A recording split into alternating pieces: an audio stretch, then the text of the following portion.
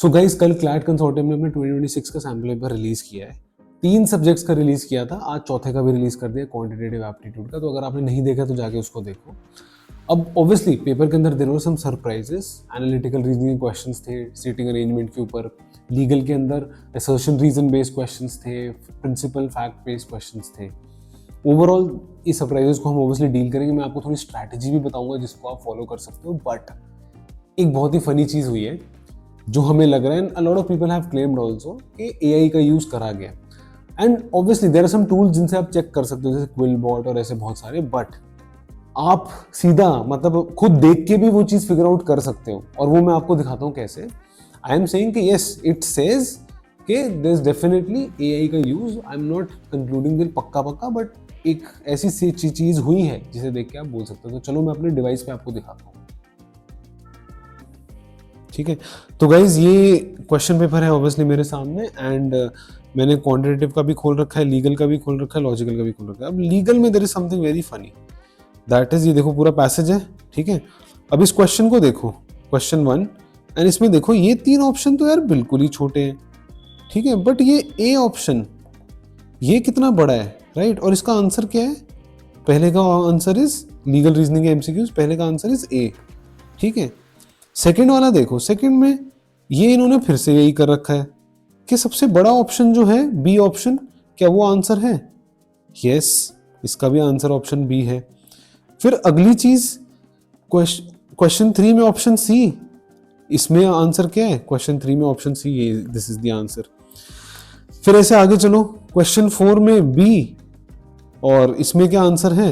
इसमें क्वेश्चन 4 में भी आंसर इज ऑप्शन बी, ठीक है। क्वेश्चन 5 में option C is the longest, answer क्या है? Option C. अब आगे चलते हैं, आगे सेकंड वाले पैसेज में अगर हम चले तो क्वेश्चन ऑप्शन 6 है, इसमें बी ऑलमोस्ट सबसे लंबा है, आंसर क्या है? ये भी बी है, ठीक है।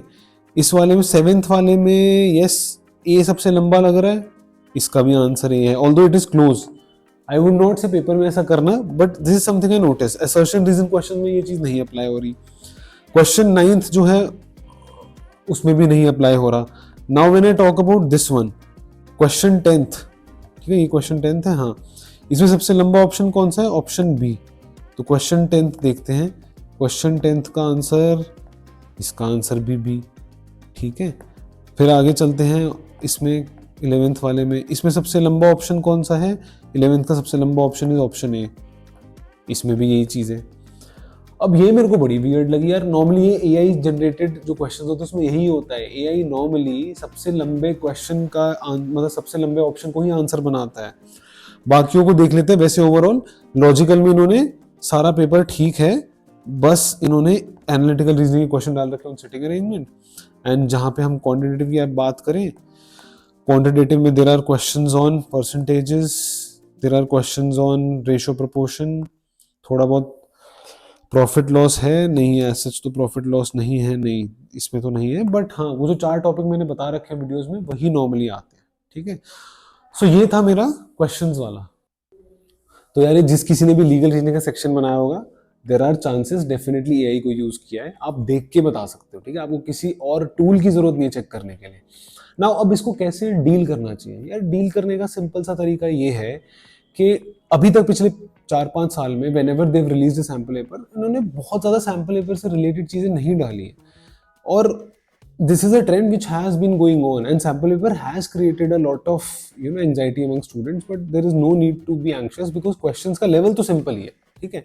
and जो एनालिटिकल रीजनिंग है वो मैंने एक वीडियो में भी पहले बता रखा है, आप उसको जरूर देखना ऑन आवर चैनल, जिसमें I have talked about only topics like syllogism, calendars, clocks, जिसमें एक अलग कॉन्सेप्ट लगता है। बाकी सारे it is just plain simple logic. इस सिटिंग अरेंजमेंट क्वेश्चन में भी you have to make people sit in that circular arrangement and उनको फिट करके डालना है, and that is a logic which you can practice and get better at it, ठीक है। अब जो लीगल रीजनिंग क्वेश्चंस है पहले क्लैट में यही आते थे, प्रिंसिपल फैक्ट बेस्ड, और आप अभी भी वही करते हो, बस आपके सामने वो प्रिंसिपल ऐसा लिखा नहीं होता, पैसेज में से ढूंढते हो, that is all. It is just making it simpler for you. And जहां तक कि आपके उसके असर्शन रीजन की बात है, सॉल्व करके देखो यार। पास्ट ईयर पेपर एलेट के सॉल्व करके देख लो, उसमें भी आते थे, पुराने किसी क्लैट के पेपर में भी आए होंगे। Nothing to worry about, just stay calm. And paper में भी आपको ऐसी काम हेडेड रहना है जो आपको ऑब्वियसली क्वेश्चन सॉल्व करने में हेल्प करेगा तरीके से। लास्ट जैसे एनालिटिकल क्वेश्चन आया था, वो क्वेश्चन ही गलत था।